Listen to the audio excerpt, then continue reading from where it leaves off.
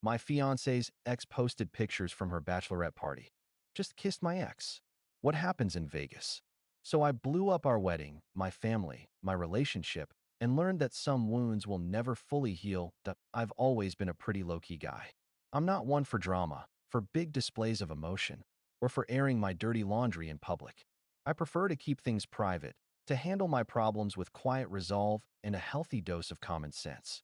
Which is why what happened next felt so completely out of character, so utterly insane.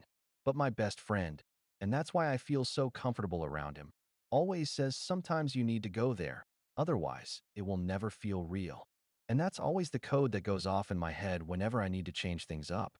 My name is Mark, I'm 32, and until recently, I was happily engaged to Sarah, a vibrant, vivacious woman who brought a spark of joy and spontaneity into my otherwise predictable life.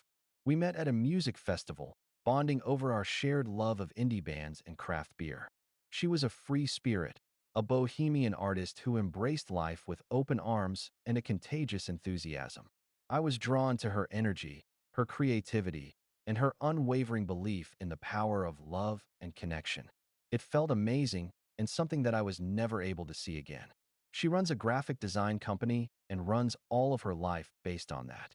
Our relationship had been relatively smooth sailing, with the occasional bump in the road, but nothing we couldn't handle with open communication and a willingness to compromise. We're good at it because we're used to just going where we need to go, and because of that, what was set to be for the future was all about the same. What we did would stay where, hopefully, everything could go. We'd been together for 5 years, and now, we were planning our wedding, a small, intimate affair surrounded by our closest friends and family.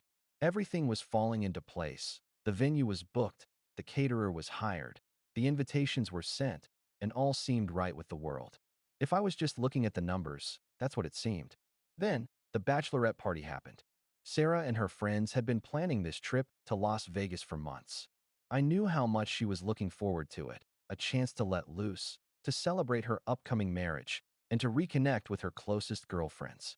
She deserved that, and I had full support for her going to do what she wanted with life, even if it meant not being with me. The day before she left, I dropped her off at the airport, giving her a long hug and a tender kiss. "Have fun, babe," I said, smiling. "Be safe, and don't do anything I wouldn't do." She laughed, rolling her eyes. "Oh, I promise to be on my best behavior," she said. "I'll miss you."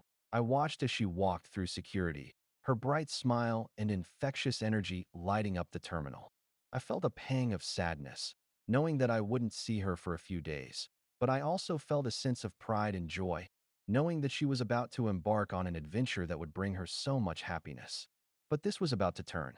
I thought it was going to be the beginning of the rest of our life, but instead, it was about to be a disaster. I did not know what all of it was. Then came the text from a number that I did not recognize. "She is not the girl you think you know," it said. I went into my phone and blocked it. That was probably some mistake or a prank. It meant little to nothing. It probably didn't make any sense. But it was going to have to click one time or another and to see it through. The worst case scenario. And hope that nothing comes of it. Then came the photo with that text I know. I didn't know that that was about to do it. The photo with them all, including Sarah, was the beginning. But what photo could have changed everything? It said, "Just kissed my ex. What happens in Vegas stays in Vegas." And I saw it all. I was not going to like this. The blood drained from my face. I stared at the photograph on my phone, my mind struggling to process what I was seeing. It was Sarah, dressed in a revealing outfit, her face flushed with alcohol, locked in a passionate embrace with her ex-boyfriend, Ben. The caption, scrawled across the image in a crude, handwritten font, read, "Just kissed my ex. What happens in Vegas?" The rest of the message was cut off, but the implication was clear. Whatever happened in Vegas was meant to stay in Vegas, a secret that would be kept hidden from me. Rage, hot and primal, surged through me. Betrayal, that had been simmering inside me, finally reached a boiling point. This was not just a harmless bachelorette party. It was a calculated act of disrespect, a deliberate violation of our commitment, a slap in the face delivered with a smirk and a click of a button. My hands trembled as I scrolled through Ben's profile, finding more pictures from the Vegas trip. Sarah laughing with him at a blackjack table, Sarah dancing with him at a crowded nightclub, Sarah leaning against him in a taxi, their bodies pressed close, their faces flushed with shared excitement. Each image was like a fresh wound, tearing away at the carefully constructed image of our perfect relationship. I wanted to scream, to lash out, to confront Sarah with her betrayal, but I knew that wouldn't accomplish anything. She was in Vegas, surrounded by her friends, likely too drunk and oblivious to even care. I needed to think, to plan, to find a way to make her understand the magnitude of what she had done. That's when I saw the wedding group chat.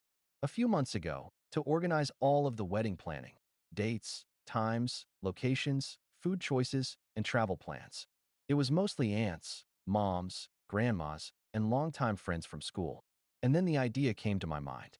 Before I could talk myself out of it, I took a screenshot of the photo and pasted it to the chat. What followed then was a nuclear bomb. I had expected my mom or other family members to say something kind. But what was to be had was not pretty. What is the meaning of this? You better take that down. This is not a place for it. This is hurtful and so dumb. I was then kicked out of the chat. A series of private messages began pouring to my phone from half the people on that guest list. What the hell, Mark? Are you serious right now? You need to take that down immediately. What is going on? Is the wedding still on? Seeing the messages flow and made me realize that this was a mistake. Now I'm doing bad, and it was now or never. I don't know what all of this is supposed to mean, but it all ended after a certain point. So hopefully the plans have changed, my mom had said to me. We will see what happens. I wanted to just throw my phone into a wall and be done with it. There was little to no good, and I knew that it would just be there. If nothing worked as planned, then nothing was ever going to. My phone then rang. It was Sarah. I declined it.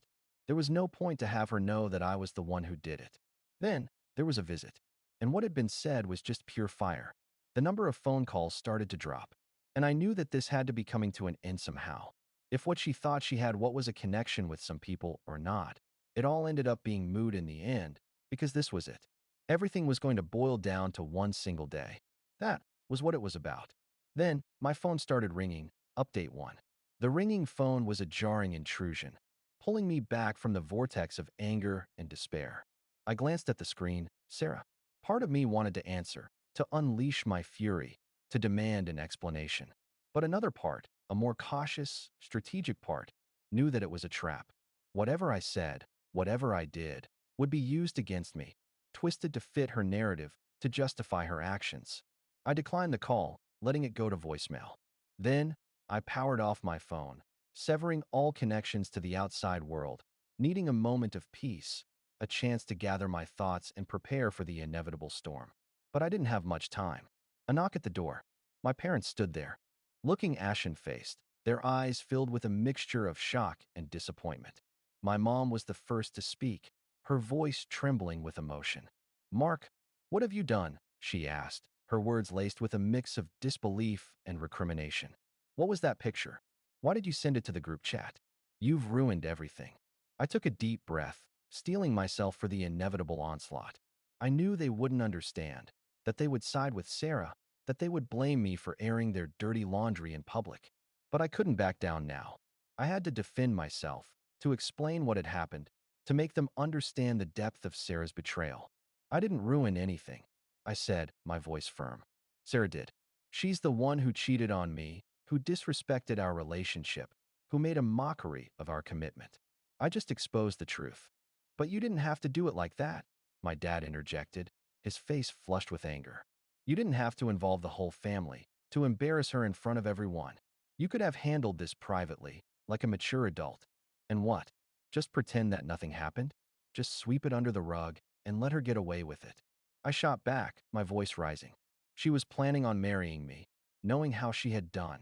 She's your fiancé, Mark? My mom cried, tears streaming down her face. You're supposed to support her, to trust her, to forgive her mistakes. What about my trust, Mom? I asked, my voice cracking with emotion. What about my feelings? Don't I deserve to be respected? Don't I deserve to be with someone who's honest with me? They had no response. They just stood there, shaking their heads, their faces a mixture of sadness and disappointment. We're not taking sides, Mark, my dad said finally, his voice weary. We just want what's best for both of you. And right now, that means calming down, thinking things through, and trying to find a way to work this out like adults. There's nothing to work out, Dad, I said, my voice cold. It's over. I can't marry someone I can't trust, someone who would betray me like this. I turned away, unable to bear the disappointment in their eyes. As they left, closing the door softly behind them, I felt a profound sense of loneliness. I had lost Sarah, and now I was losing my family too. My phone vibrated in my pocket, and I reached for it with weary resignation. It was another text from an unknown number. It read, "You will pay for this, Mark." That was when I knew this was all going to be something completely beyond my control, and there was no plan that I could rely on, and everything was set to crumble at a moment's notice. Final update. The threat was clear, chilling, and deeply personal. The world had collapsed, and there was nothing more to have done with her. My body was tired. "You will pay for this, Mark." My mind was all over the place, and I had no idea what to do.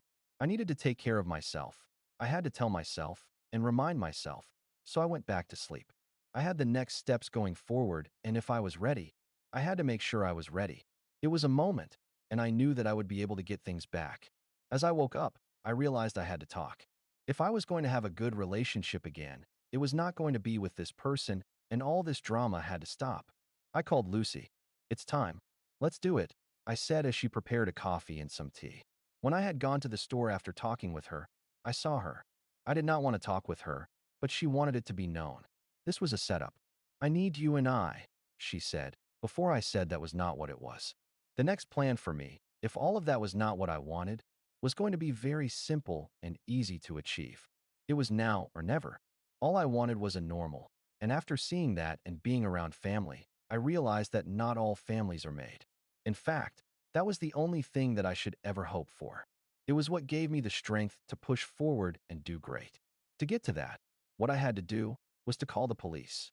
When they said all of the things that have happened, everything, all what it was all for, became clear. What I thought was everything was only something so small. She had other plans. I got to the location and let them do what they needed to do, and then turned back.